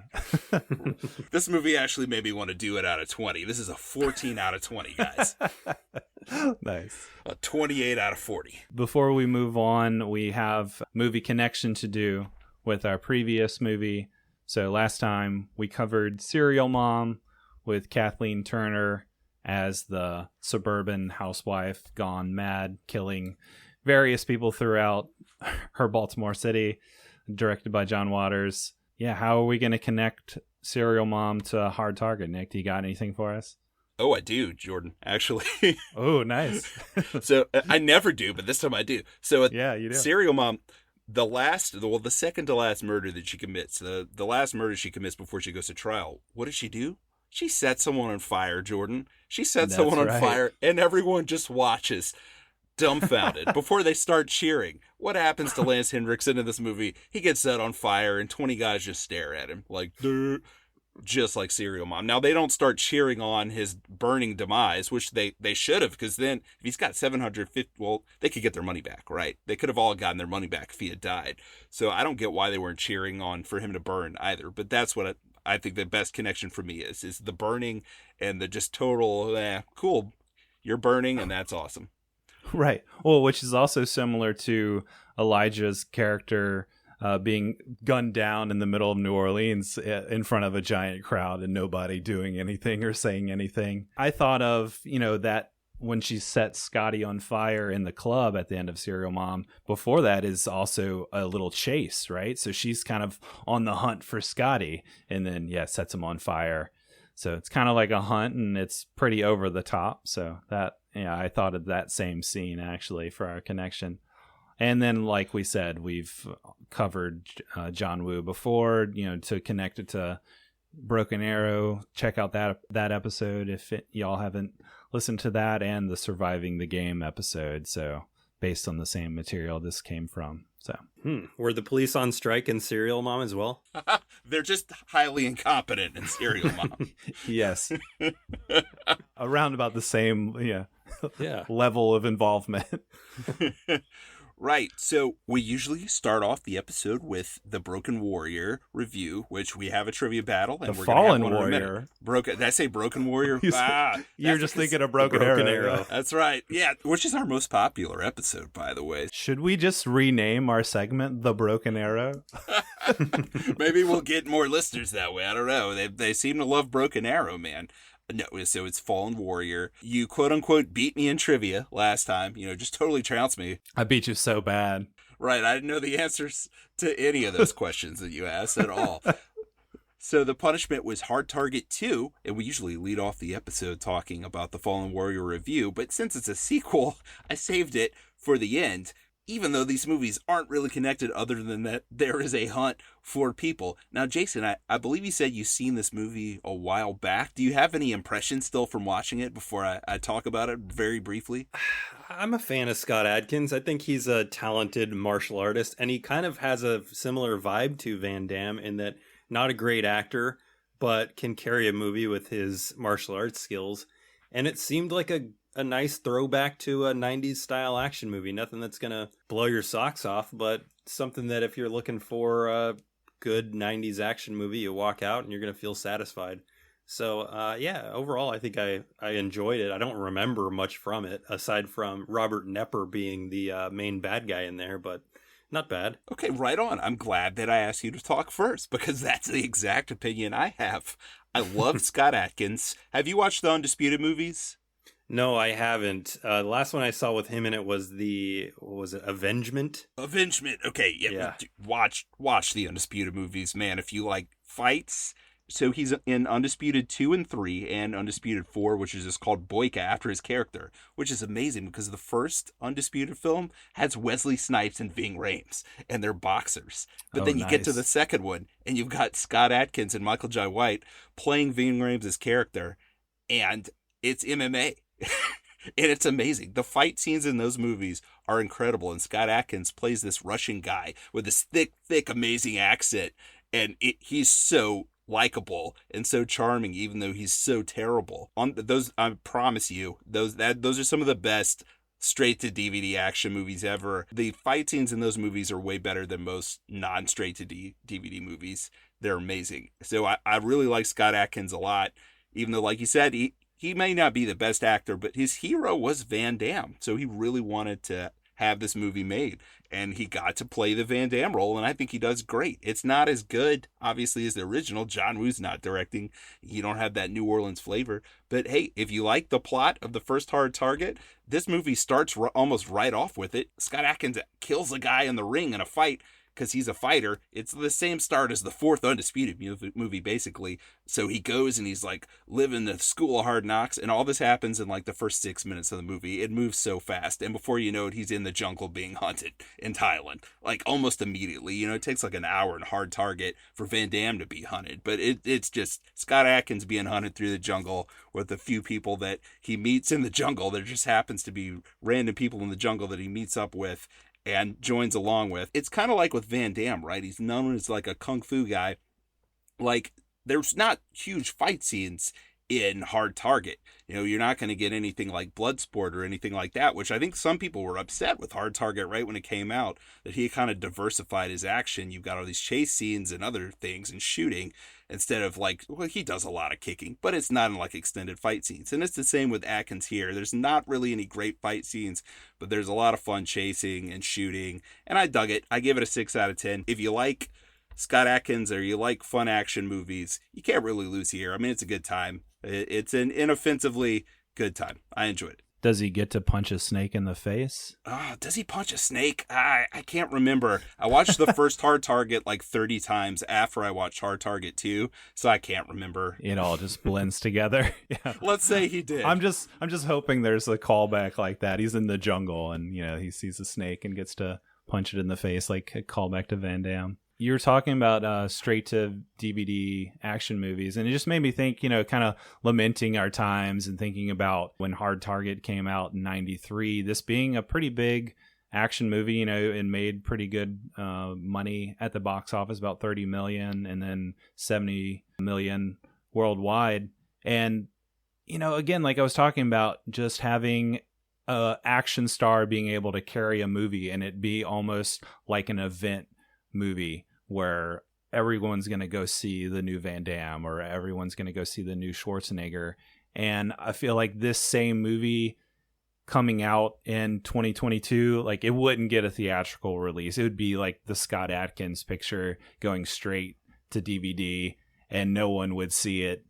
And I don't know why that is. I don't know why things have changed so much, or, you know, we've stepped away from that. But I really miss like just big 90s action movies that everyone is like talking about and into and going to see in the theaters. So at least we have our memories, and at least we have our 4Ks we can now watch and relish the awesomeness of John Woo and Van Damme in the early 90s. Hey, Ambulance, at least we got that a few months ago. That was close. Yeah, close that's to true. The mid-budget actioneer, Michael Bay, if he decides to keep doing that instead of more Transformers movies, maybe he can keep it alive. That's right. We need more of that. Some of that classic Bay coming back. So I still need to watch that at your recommendation. I'm really jazzed to see that one. That one blew my mind that it only cost $50 million to make. Right? That's crazy, man. Because you see these Marvel movies where it's like all CG and they cost like $400 million and there's like no visceral impact. And then you watch this and it looks like it cost, I don't know, $1 billion. They're just blowing up everything and smashing everything. And it didn't. I mean, it's incredible. I guess like practically destroying a lot of things is somehow more cost effective than like giant CGI figures fighting each other, which is amazing. But I much prefer that, man. I'll take 100 ambulances over almost any Marvel movie. I like the Guardians movies, but it is what it is. Yeah, I mean, I'm a fan of the Marvel movies, but I get you as far as, like, that makes no sense. Like, why aren't we making more practical effects-driven movies? I guess just because I don't know, it obviously is cheaper in some ways. You know, if, like you said, these CGI movies are costing like this gargantuan amounts of money versus like them making that movie for $50 million. Yeah. So I'll tell you why, Jordan. It's because Ambulance didn't even make back its budget, man. Kids just aren't going to see it. They're not going to see it. Yeah, damn kids. Damn kids. It's all the kids' fault. The kids and their mullets not going to watch movies. That's right. You could at least, bring your mullet to the multiplex and honor some good old traditional action movies. Anyways, so yeah, let's move on to our trivia battle. Hold it! Pop quiz, hot shot. Before we even get to trivia, Jordan, do you mind if I spoil what our next episode is? Because I feel like it'll set this trivia up. Let's do it. So we did a Twitter poll. We got a great response, a very large response. And Jordan, you ran the same poll in a few other places. We're going to do a Nicolas Cage movie in our next episode, and we weren't sure which one we wanted to cover, and we didn't pick like any of the obvious ones like Con Air and The Rock. Like those are like does for us, like we cover those in a second, but we picked 4 that were a little smaller as far as films go. And the movie that won kind of in a landslide was Leaving Las Vegas, which you entrusted us to talk to you about Barbed Wire and Cutthroat Island. I know that we'll do right by Leaving Las Vegas, an Oscar-winning film. We're going to knock that one out of the park.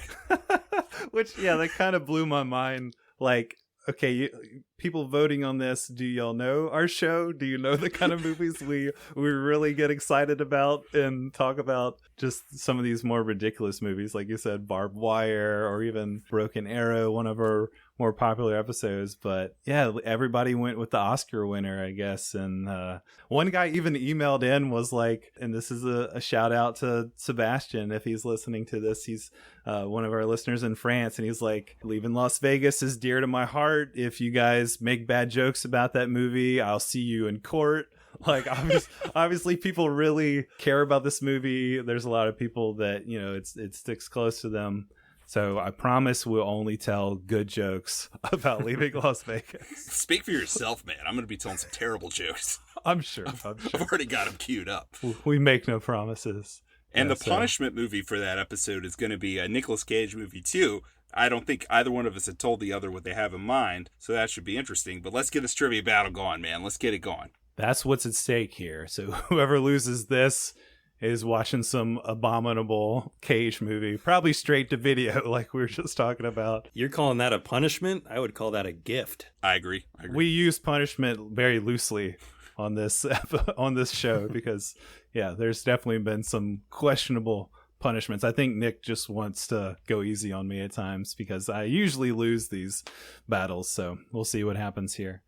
And since, Jason, we have you as a guest today, what we normally do when we have a guest on the show is we let you be basically a lifeline for either of us. If we don't know the answer to one of the questions, we can, quote unquote, phone a Jason. Ooh, pressure's on. Yeah, let you step in and maybe help us out if you can. So just gear up, get your thinking cap on. Yeah, let's do it. Well, Jordan, all my questions center around Wilford Brimley. I love the hell out of Wilford Brimley so much. I always have loved this guy. And I even followed that rule that sometimes we follow where I have to know the answers to all the questions because I know all the answers to these, buddy. Nice. I know the answers to all of them. Speaking of that, so I lose at this so often that and we made this rule that I stick to now. I don't know about sometimes for you, Nick, but I have to know the answers to these questions. So I thought, why don't I base my trivia questions all on recent stuff I watched that maybe you've seen or maybe you haven't seen. You son of a bitch. Hey, I don't know anything about Wilford Brimley other than he was in this movie. That is your fault. That is my fault. I should lose this trivia battle, but we'll see how much of an asshole I am with these questions I'm about to give you. Okay. Wilford Brimley starred in 1983's Tender Mercies with good friend Robert Duvall in what leading lady? Was it A, Ellen Barkin, B, Gina Rowlands, C, Ellen Burstyn, or D, Sigourney Weaver? Oh, man, and I've seen this movie, but it's been a long time. Oh, man. Was it Gina Rowlands? Wrong! It was Ellen Barkin. Ellen Barkin? Ellen Barkin, yeah. Ah, damn. You know, I used to get the two of them confused, though. That is a great movie, though, if people haven't seen that. That's a really good Robert Duvall film, and the cinematography and score, and that's really great. So definitely want people to check that out. Yeah, I think and more people need to see that one. Your wrong answer, Gina Rowlands. Hey, opening night with Gina Rowlands, the best performance I've ever seen. Amazing. Oh, yeah. She's amazing. All right, so first question from me based on trivia on stuff that I've recently watched. The 2011 sci-fi monster movie Attack the Block. Have you seen this, Nick? Yep. All right. Who directed this movie? Was it A, Joe Cornish, B, Tom Kingsley, C, Ben Wheatley, D, Paddy Considine, or E, Donk Cephas? Bring him back, Donk Cephas. As soon as you said it, I thought it's got to be Joe Cornish. Yeah, it's Joe Cornish. Yeah, baby. You got it. You got it. All right. Back to Brimley.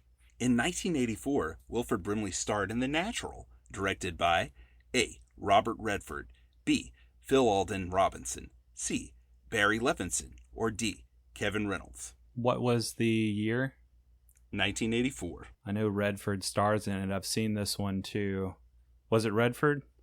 Wrong. It was the director of Wild Wild West, Barry Levinson. Barry Levinson. I mean, he did Rain Man too, but I mean, he did Wild Wild West. You know, you got your lifeline here, man. I could have saved you on that one. Ah, damn. You're right. I always forget. About my lifeline. He does. All right. Next question. I don't know. I'm calling you in, Jason.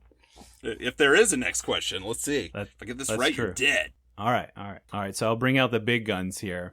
Recent watch. In Runaway Bride, Julia Roberts works at what kind of business? Oh, you asshole. You always ask these.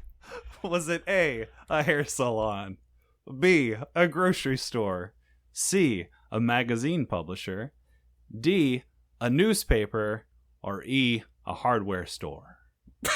You went with 5? Oh, you dick. Jason, have you seen this movie recently? I have never seen Runaway Bride. Never. Oh, damn it. I guess that counts as my phone to Jason even asking you that. I think I just blew it, to be fair. I think hair salon, I don't know. You know, and all these stupid... I'm sorry. I don't mean to insult your genre of rom-com. You know, that's my least favorite genre. But they always have like a really unrealistic job where they're like a magazine publisher. I don't know, man. Magazine publisher. I don't know. I knew you'd go for that one, but it's E, hardware store. Oh. She works at Lowe's. She has her own like store that she inherited from her father or something. Yeah, she's like the owner of the hardware store, not a hair salon. Nick, you sexist. I am going to take you into the woods and make you walk behind me and find a rattlesnake and bite off its tail and leave it in your path for that question. Jerk. All right. Speaking of your questions, number 3. Since Jordan always asks me Cocoon questions, which I always get right because I love Cocoon, who directed Brimley and Cocoon? Was it A, Robert Zemeckis, B, Ron Howard, C, Joe Johnston, or D, Matthew Robbins? Crap. I have a guess, but I'm going to go to Jason. Do you know this one? Yeah, this is Ron Howard. Nice. Damn it, I knew Jason would know. What was your guess going to be? Either Ron Howard or... You were going to say Zemeckis is what you were going to do. Yeah. You were going to miss it. Lucky dog. All right, what stupid question do you have for me? Is it what brand of hairspray Julia Roberts used on My Best Friend's Wedding, Jordan? Is that what you have? I'm going to skip that one. All right, so in 1981's Nighthawks, have you seen Nighthawks, Nick, with Stallone? Yes. Billy D? All right. Yes. Well, maybe you can remember how many times is Stallone seen in drag while he's catching a crook? Was it A, 1 time, B, 2 times, C, 3 times, D, 4 times, or E, 19 times? I don't remember, man. I've seen this in forever. I'll just guess 2. Oh, damn it, you got it. You suck. Nice. Oh, So I lose, right? you lose again. Yeah. Yeah. You lose. Big Even with that shocker. stupid question. All right, man. Well, I'm glad even if I lost, I obviously put you out to much chagrin with my stupid You did. question. I'm going to be thinking about you all night with that stupid runaway bride question, and I'm going to be cursing you under my breath as I fall asleep tonight. I think I should just have a rom-com question every trivia battle. I think that's what you're telling me. Well, that would be fine if it wasn't some stupid detail like that. Like, didn't you ask me that about Sweet Home Alabama? What was Reese Witherspoon's profession? I don't know. She was a lawyer. Was she? Was that her job in that movie? I get all those mixed up. That's Legally Blonde. The question was about the guy in the movie and what store he works in, like an antique store or something. I don't know. It was. That was Fred Willard's fault. That was from the Fred Willard Magnificent Movie Trivia book that I didn't use this time. So I am proud of you for that. you I'm proud of me? I you for wrote that. my own questions. I am, but it doesn't matter how proud of you I am. I'm still going to make you watch 2006's remake of The Wicker Man. Oh, nice. What does this have on Rotten Tomatoes? Like a 0%, I'm pretty sure. I hope so. I'll probably watch it too. I like the original Wicker Man. I got a little excited when they announced the remake. I thought this could really work just with like more modern filming techniques. Like they could really do this thing justice. And then it just turned into a meme. I never watched it. It just looked ridiculous. I've seen the bees part and the how to get burned part on YouTube, but I don't know. Maybe I'll just make you watch it and recap it to me. That's right. This just means I've been meaning to go back and watch the original. I've never seen the original, so I'm definitely going to watch that first so I don't get soured on that by the Nick Cage version. And then so you're basically making me watch 2 movies here, Nick. The original Wicker Man is one of the few, in my opinion, horror movies that work in the daylight. It's not like a terrifying movie or anything, just it's got a really creepy, weird atmosphere. Jason, I don't know if you've seen this one before or what your opinion on that one is, but I dig it. Yeah, I love them both. The original's classic, and I think the Nicolas Cage performance is fantastic, as over the top as it is. Awesome. Well, Jason, thank you so much for joining us on this crazy ride. Do you want to just tell people where they can find you and your show? Yeah, anywhere you're listening to this, you'll be able to find the Force 5 podcast. Every episode, I interact with people online. Comments make the show, so if you want to get involved with the show, you can hit me up on Twitter at Force5Pod or on Instagram at Force5Podcast, or just go to the website, force5podcast.com. It's a great show. Appreciate it. I really enjoy it, man. Yeah, good stuff. It's a new experience every time. You bring some great guests on there, except that one time. Except the one time those guys talk about the 90s sci-fi. Right, what was right. up with that? Your knowledge and just the depth of it and the amount of things that you've seen, it's amazing. So always enjoy the show, man. Thank you for coming on. Appreciate it. I've got some killer guests coming up for the summer. I'm excited to see the response from people for the guests I'm getting. Right on. Right on. Yeah, looking forward to it. For our listeners, if you enjoy the show, you can help support us at our Patreon. You can visit patreon.com/filmshake. So Nick and I will be recording a new bonus episode coming up. I know we're going to get into some Stranger Things talk, as we've both been diving into that recently. Got some other recent stuff we've watched. So we normally just kind of have a hangout episode where if you pay $3 or more, you can join our Patreon and get access to that bonus content. So love to get more supporters there of the show and get those bonus episodes out to more people. So thank you guys who have signed up. Appreciate all the support. If you have any feedback or commentary for us on any of the movies that we've been covering, you can shoot us an email at filmshakepodcast@gmail.com, or you can reach out to us on our Twitter at 90s Movies Pod. So Nick is over there running the Twitter, and lots of good times, lots of fun interaction. I've been enjoying getting more on my own Twitter and talking to Force 5 and Jackson Boren and all these other film Twitter people. It's a good time. So with that, we'll catch you next time for more Film Shake. Take it easy. I went out with just